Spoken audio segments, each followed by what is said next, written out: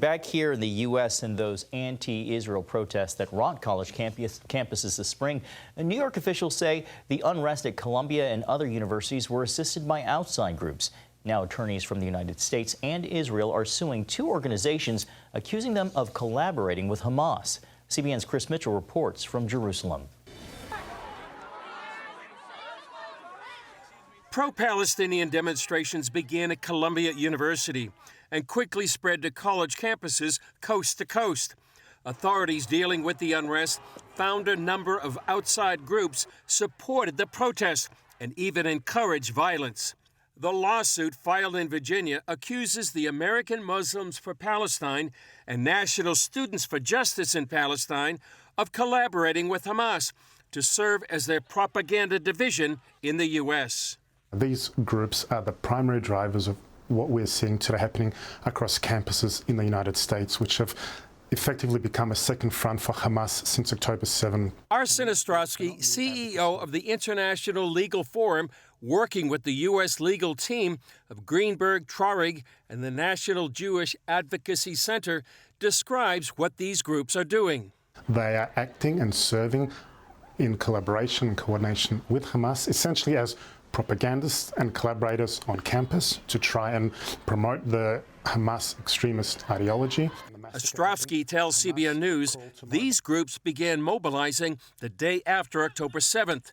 The lawsuit documents how these groups became the foot soldiers of Hamas on U.S. college campuses. Hamas issued a call to action, and the very next day, SJP and their affiliates throughout the United States, they answered that call. They answered that directive. They created a toolkit, a manifesto for their chapters across the United States, echoing the language, the terminology, the instructions by the Hamas terror group, and propagated that across campuses. The lawsuit also seeks compensation for damages. There are 9 plaintiffs, including Americans and Israelis as well, and these plaintiffs include victims of survivors of the Nova massacre. They include those that have been displaced, and they also include family members of those that have been massacred by Hamas. Ostrovsky hopes they can shut these groups down by proving they've violated the U.S. Anti-Terrorism Act by aiding and abetting a terror group. They're the ones fomenting the hatred, the anti-Semitism, the harassment of Jewish students.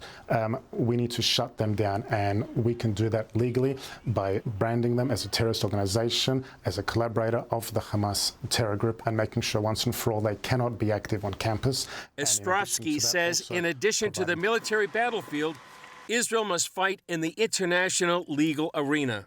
Today, what we're seeing is that the state of Israel is being demonized and vilified and delegitimized and painted as a pariah, where we're seeing the international law not only being misused, but being turned into an act of lawfare against us for the simple act of defending our citizens, trying to bring back our captives. We need to change this paradigm, and we need to hold not only the perpetrators, the Hamas, accountable, but all those that enable, support, aid, abet, and fund them. And that is how we're using the law to go after all those who are supporting Hamas. And we will hold them accountable, and we will do that through the courts. Chris Mitchell, CBN News, Jerusalem.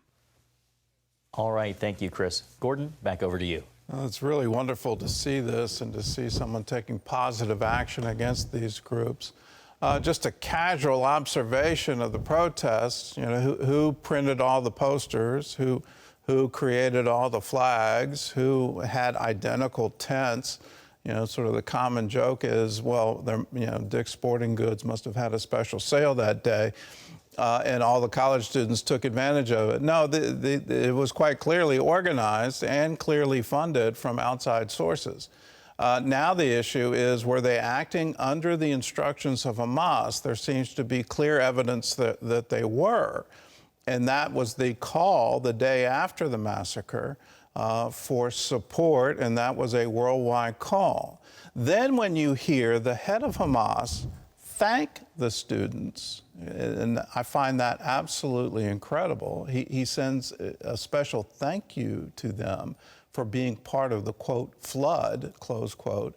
And that was the call. That was the Alaska flood, was the name of the action on October 7th. That's what they called it. Let me add to it.